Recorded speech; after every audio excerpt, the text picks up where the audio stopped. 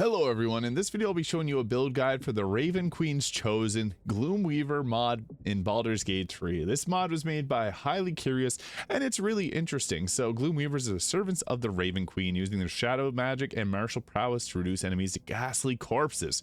So I'll be showing off a full build guide for this as well as some combat and gear options. So we get ourselves cantrips, Eldritch Blast, enough said, we're going with that. And Raven's Whip's cool. This is basically the same as the Thorn Whip attack, pulls enemies closer, deals piercing damage, and yeah, got a cool little recolored icon. As for spells, I'm going to go with Shield, that's always useful, and the Find Familiar Raven is also quite nice, especially early on in the game, because this can blind targets, and whenever a target's blind, you'll have an advantage on attack rolls, they have disadvantage against you. Perfect. And then we also get a unique spell, Compulsion, compel a creature to flee in terror, using a Gloom Weaver spell slot.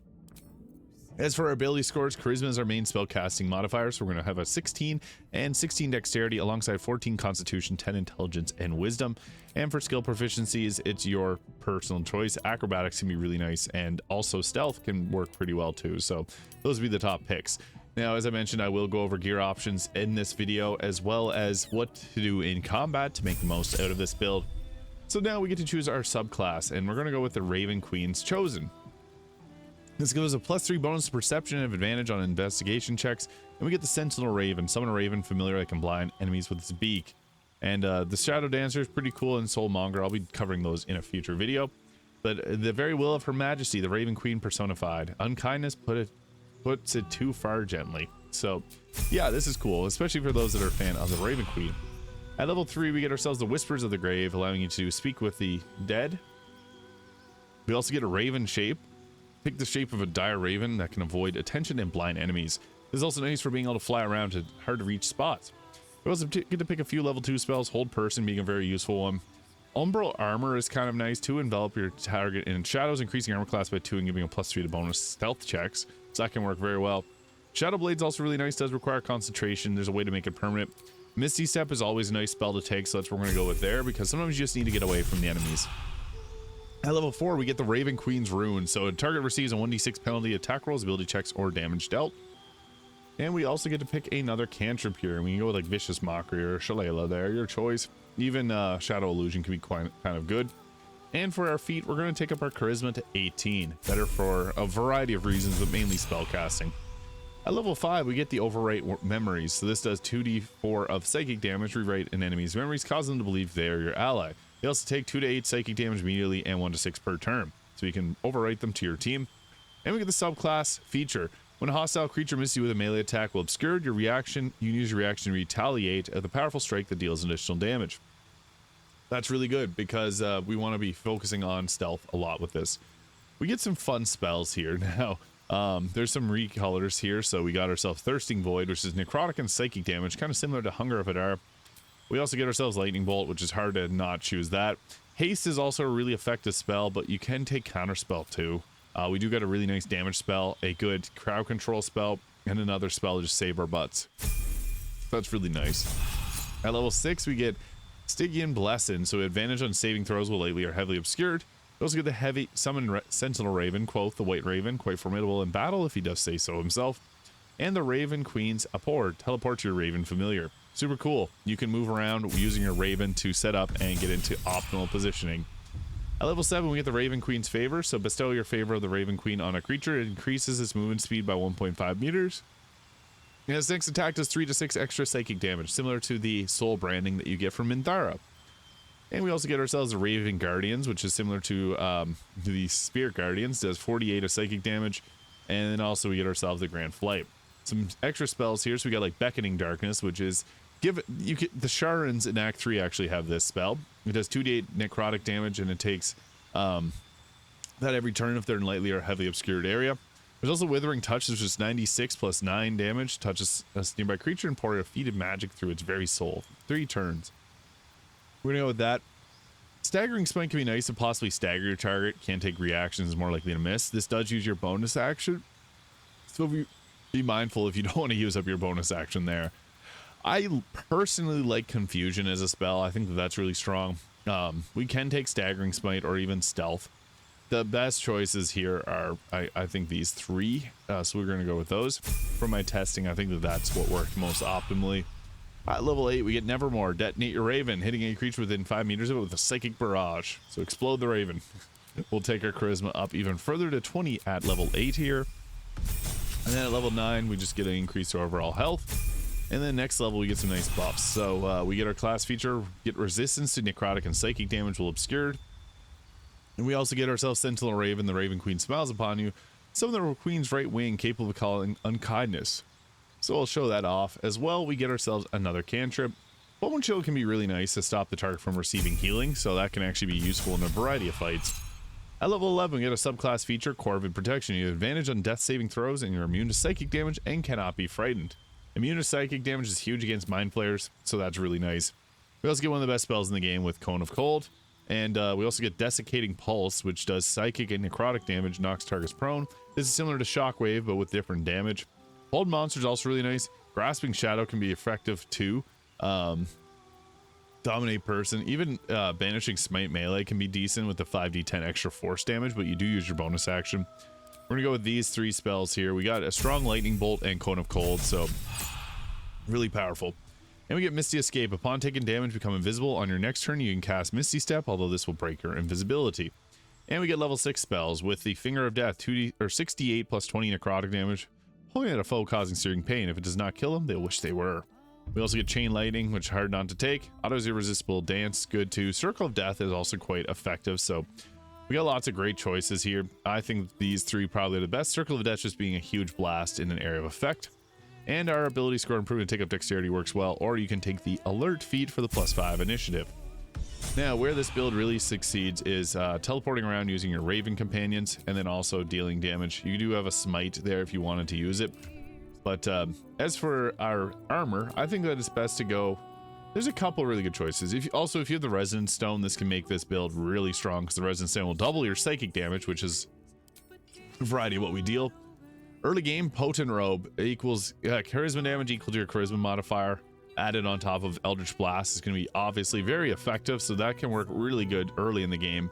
Then you also got yourself some other light armors like Ballast Armor if you want to reposition and get in close. Robe of the Weave is pretty nice too. We're going to be using a shield for better survivability. But the best armor would be the Helldusk Armor if you got that late in Act 3, but I did cover some other armors that you can roll with earlier in the game, like the Potent Robe. Now, we also go with the Cloak Protection. We can go with the Hood of the Weave for increased spell save DC as well. I think that works pretty solid. Amulet of Greater Health. Crypt Lord Ring for the free Create Undead for some more summons. Ring of Protection, Evasive Shoes. I also like the Helldusk Glove for the increased spell save DC. Although you can also go with like the Gloves of the Belligerent Skies here, because this will give us stacks of reverberation on our lightning damage, although we only have really one spell that would use that. And then for our staff, I think it's best to go with the Marka Heshker staff if you got an Act 3. Early game, you can go with really whatever preferred spell casting staff you got. The Mistress staff is pretty nice, but this is going to be our most optimal one. And we can also swap out and use the Staff of Spell Power for the free casting of a spell. So we can also summon in our 3 ravens. You cannot control these ravens. That's an action we can use. Sentinel Raven here, so we got this one. The Raven Queen's Will, so it's a glowing raven there. We got Raven Guardians, which is really awesome. We can apply the Raven Queen's Favor to herself. We have also the Umbral Armor, so we can increase our overall survivability here, which will give us also bonuses to different features here. So this gives it armor class +2, grants +3 bonus to stealth checks. So I guess we'll apply this armor to ourselves. And this is just nice to increase our armor class even further. If you get mirror image, if you could get mirror image up, that'd be awesome. Haste will give us a 31 armor class, which is very effective here. So good survivability too. And we also got that ability to teleport to our Raven companion, so we can have our Sentinel Raven in an optimal position for us to jump around, which is really nice. And also we got ourselves the Nevermore, so you can detonate the Raven if you wanted to. But some pretty awesome effects, which I'll now show off in combat. So I got haste up on myself, and we'll also drop in our extra ravens here as well, so we can pop those wherever you see fit. Pretty nice. You can't control these, but they are pretty chaotic. And then with this, we can start off combat. So we got a lot of very powerful spells. I guess I'll also swap over and take Marka Heshker back. and then use this and apply Kareska's Favor. And I think the Bolts of Doom works best here for the extra lightning damage. We're more so psychic damage focused, but having extra lightning damage and chain lightning is also really effective as it's a very powerful spell. If you have someone to set up lightning as well, that's optimal, but I guess the best way we could start right now is we can go with a lightning bolt to strike through all these targets and hit even the ones at the very end. We can even upcast it a little bit. We got 2 spell slots of each level as well. So boom, we hit with lightning. Perfect. And then we'll get into a fight here. So that was really effective. We didn't get to create water, but that's fine. And they're starting off with volley on all of our ravens. Our ravens just got destroyed. So that is unfortunate. But we have the Thirsting Void here, which we can pop down to do some psychic damage. We got counterspelled. Of course, we got counterspelled, but we can also just go ahead and I guess that used up both of our actions. So never mind. We can't use that again, but we can drop down a Mind Sanctuary. That at least gives us another option for a spell. Or even, I guess, Mind Blast works pretty effectively, so we'll just drop that to take out hopefully some of these targets here. Mind Blast and Illithid abilities actually work very well in this build. That also brought in some more enemies for us to fight. Oh, they're all way down there. So I guess we'll just end our turn here and hope for the best. So our ravens almost got destroyed. There's 1 health left, but we can also attack with the Rend Vision, which is nice because it can potentially blind targets, which is what we want. 50% chance they blocked it, and goodbye Raven, never mind. Unfortunately, we actually burned up our level 3 Gloom Weaver spells, so we can't use Thirsting Void, unfortunately, as much as I wanted to show that off. But we do have 3 people here right on my case, so whenever you get ganged up on like this, Cone of Cold is really your best option for just overall damage. We're able to deal a good amount there, but not enough. We also got the Withering Touch, which we could use. This does quite a bit of damage, so we could potentially take out this target here. We also have the Desiccating Pulse, which hits in a large area too, so if we can, I want to draw this active attack of opportunity, that's fine. Blocked it, and try to line up so that we can hit multiple targets with this, because this range is actually very large. So we can get 4 in this, so we'll blast with this. Boom, nice. Psychic necrotic damage, and that took out a good chunk of them and knocked this one prone. That's exactly what we wanted.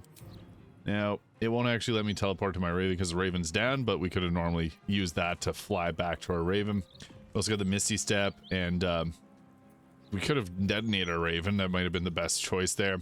I'm actually just going to drop a Mind Sanctuary here so that next turn we get 3 spells, which will just help out greatly with our offensive capabilities, and I'll just move to the front of it there and end our turn inside. We also got 6 lightning charges, so we can blast them with a Chain Lightning next turn. We did take out quite a few of them with that last attack though. And it's our turn again. We also, from the Kareska's Favor, have this Chain Lightning that we can blast with, but we also have, oh, that took everybody out.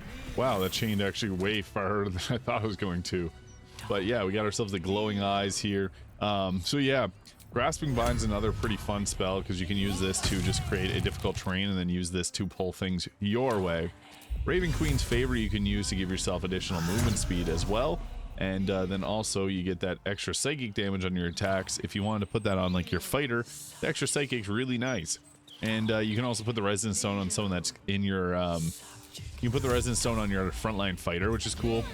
You can also create this Scrying Eye for your own team, and you can use the Scrying Eye to just kind of scout out.